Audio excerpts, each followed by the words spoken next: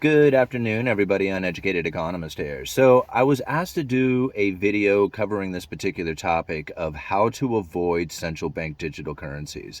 Now, this is going to be a very difficult thing to do. If you're trying to avoid the central bank digital currency, you are going to find it very difficult to operate within the economy. Now, it's going to take time to switch over to central bank digital currencies, so it's not going to happen instantaneously.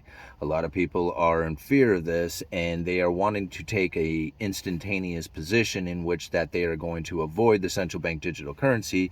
And really, the only way to do that is by going into 100% cash position if you are going to avoid the central bank digital currency. Now, this makes it difficult to try and operate within the economy. How do you pay bills? How do you do online transactions? How do you do a lot of the conveniences that we get by using digital transactions like credit cards and debit cards and online purchases and all that other stuff? If you are 100% in cash, that makes it very difficult to operate. So a lot of people are also in fear of the cash, taking a cash position because of the inflation scenario, and considering what's going on in the banking system right now.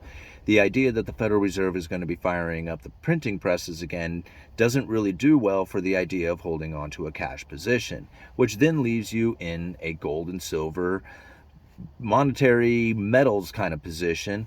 And then again, like, do you take the physical, and how do you take care of your bills? You really have to then transfer those precious metals into the fiat currency in order to pay the bills. So then you're back going into the exchange of going from precious metals to central bank digital currencies in order to pay your bills. And then you can just get into like things like Bitcoin, but then that's still, you got the same issues as you would have if you were in precious metals. So really, there's nowhere to run.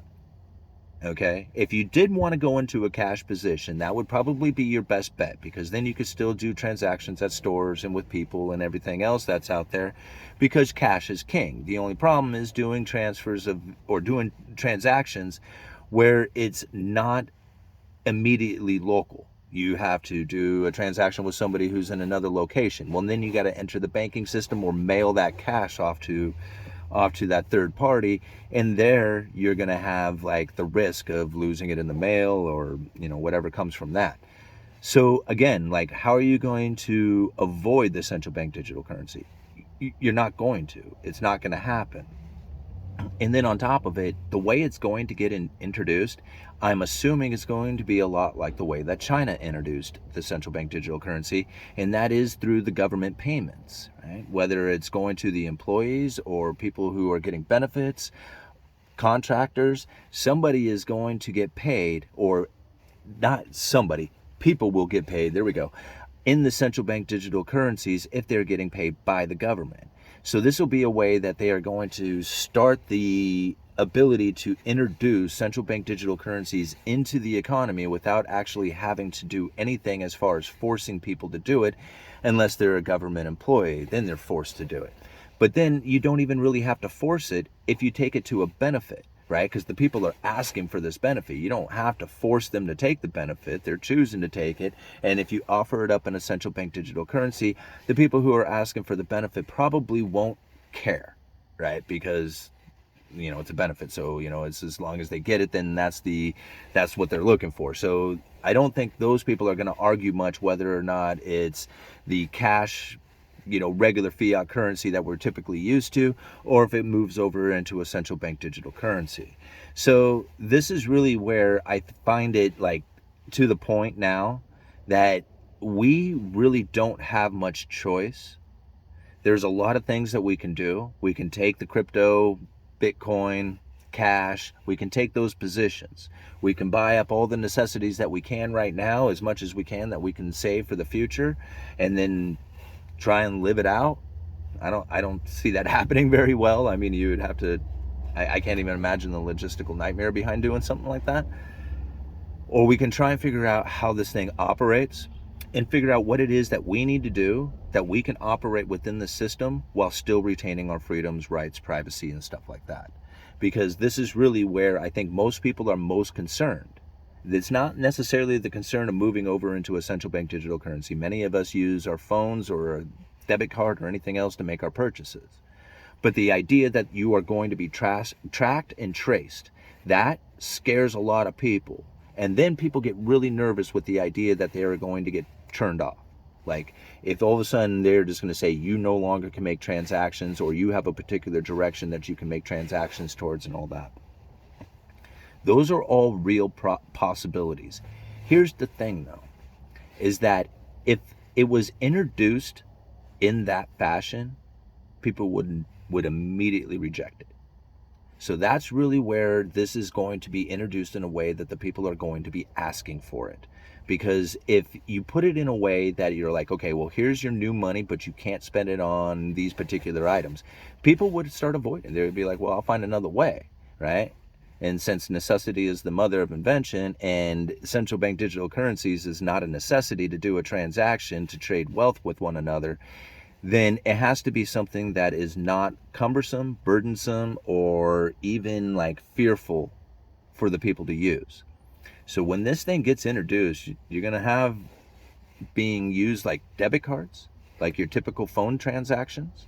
It's going to be introduced through government subsidies, or not necessarily subsidies. What am I trying to say? Government benefits, or contracts, or, just even employees. And then eventually it will move into paying taxes in central bank digital currencies, right? And at that point, it will start moving into the pressure of how it is that they are going to start removing cash from the system. So this is going to take a while. It's not going to happen overnight. And now this transition that moves into the central bank digital currencies, when this begins to happen, learn as much as you can about it and figure out what it is that we can do, and learn to do transactions that's outside of the central bank digital currency. You're not going to be able to avoid taxes. You're not going to be able to avoid getting paid. You're not going to be able to avoid a lot of the central bank digital currencies out there, but we don't have to use it. We can figure it out and use something else. And if we choose to do it, then the possibilities are pretty much endless out there of what it is. I mean, we could go back to physical trading of silver and gold. We could use another type of cryptocurrency out there. We could try to fight the central bank digital currency by just completely avoiding it. But I believe that that's kind of futile. I think that the way that they're going to introduce it, it will just, like, people will actually ask for it instead of like saying, hey, I choose to or not to. They'll be like, I choose to, yeah, because it's free stuff, give it to me. So that's really what the issue with, like, the introduction of central bank digital currency is going to be. How are you going to deal with it? Figure it out. Like, learn how much as you can about central bank digital currencies. Learn, what it is that the Fed is planning on doing with it. Who's going to get it first? How, everything you can possibly learn about it. And then learn how it is that you can do transactions outside of that system. When they do to pull cash out, because people are just going to say, I'm just going to sit in cash. They're going to eventually get rid of cash too, right? They're going to get rid of cash. I'm having a hard time talking here, guys. Sorry. They're going to get rid of cash by charging a deposit fee and a withdrawal fee of the central bank or of the cash that is the same rate as what the central bank digital currency deposit would be. So if you put your money in the bank, it's going to go in as a digital currency, right? If you hold cash, whatever cash deposit or cash withdrawal you make will be a charge that is equivalent to whatever the interest rate is that's on that central bank digital currency, because most likely it's going to be negative. Obviously, if it's positive, you won't be charged. Well, you might get charged to withdraw or in deposit. So this is going to be the way that they pretty much deter people from using cash. If you're a store and you accept the cash and you go to deposit, at the end of the day, you're going to get charged a fee for depositing cash. So when it comes to being at a store, the store itself is going to be like, hey, if you're using central bank digital currencies, cool. But if you're using cash, we're going to charge you a fee for that, because we're going to get charged a fee for it.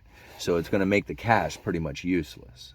This is how, so if you're thinking like, I'm just going to hold on to as much cash as possible, over time, once people, grow accustomed to using the central bank digital currency, they're gonna introduce this way of pulling the cash out of the system, and then it'll be no point in holding on to cash at that time. Let's see here. I think that pretty much covers it all. Again, like, you're not going to be able to avoid this. Like, people say, fight it, fight it, fight it. That's fine. You can fight it all you want. But it's still happening. I mean, it's like, there's very little doubt in my mind that by now, if you think that it's going to be something that we could stop from taking place, you're going to get hurt, because it's going to happen, right? And you need to learn how to protect yourself from what it is, if that's what you feel you need to do. I mean, some people will be like, I don't care, it's just like, and most people probably won't care. But really, this is going to be for the people who really appreciate freedoms and rights. This is really where, understanding what central bank digital currencies are and how to operate within that system is going to be the most critical thing for you, right? I mean, we can fight it, but I don't see how that's going to win. You're not going to win doing that. The way you're going to win is by understanding what it is and then figuring out how you can work around it. Okay? All right. Uneducated Economist, you guys let me know.